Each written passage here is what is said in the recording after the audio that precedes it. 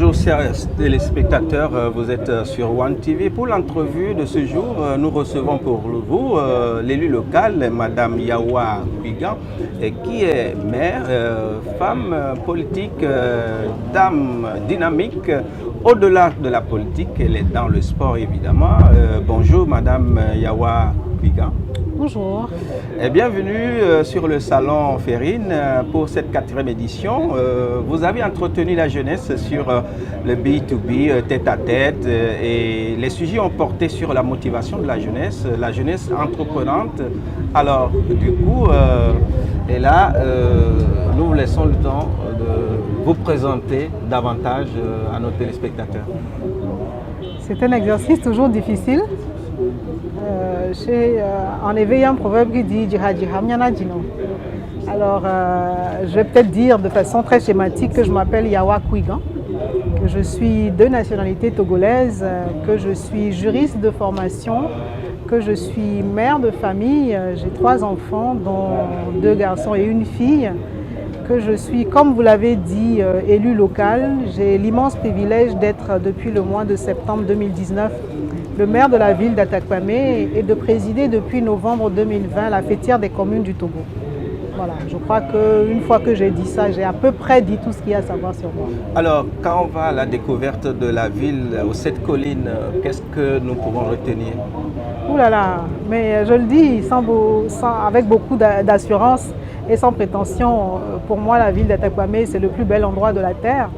Alors, ce que vous découvrez, c'est un relief qui n'existe que là-bas, un paysage extrêmement pittoresque. Vous avez droit à un climat qui n'est pas comparable à un autre. Et vous avez surtout droit à beaucoup de chaleur et d'affection. Vous avez droit à une hospitalité qui est sans clinquant, mais une hospitalité empreinte de fraternité, de beaucoup de sincérité, de simplicité. Ça fait partie de ce en quoi nous croyons.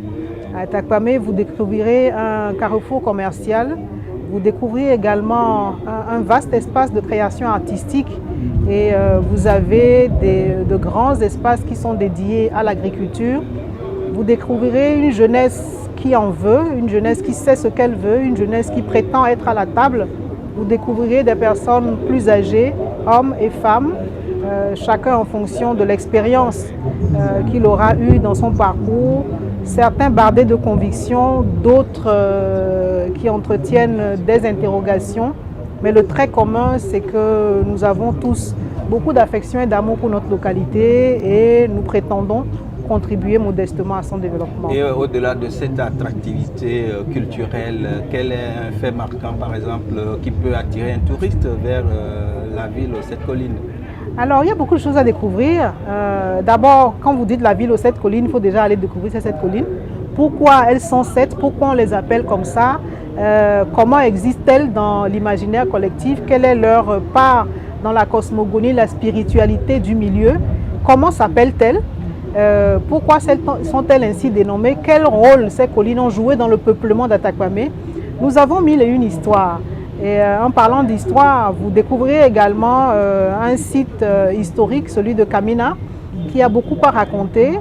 Et vous découvrirez, comme je l'ai dit, une ville qui vit son temps, qui vit aujourd'hui à l'ère de la gouvernance locale qui est impulsée de façon pratique depuis 2019. Une ville qui est porteuse de beaucoup d'espérance, une ville qui bourgeonne, qui tend à s'épanouir. Il y a beaucoup à voir. Très, très dynamique et aujourd'hui, vous avez eu l'occasion de partager votre parcours, votre expérience avec cette jeunesse-là. Alors, comment vous sentez venir cette jeunesse entreprenante?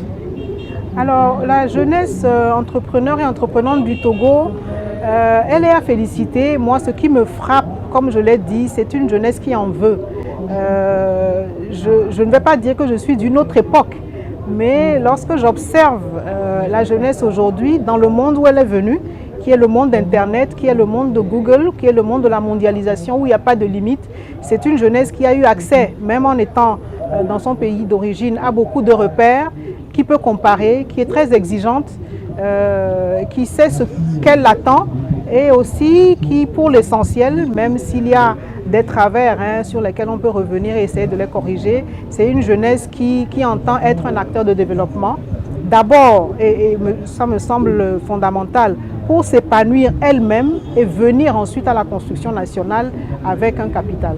Nous vous remercions pour votre disponibilité. Vous êtes sur One TV et merci encore. Nous vous donnons rendez-vous et à très vite.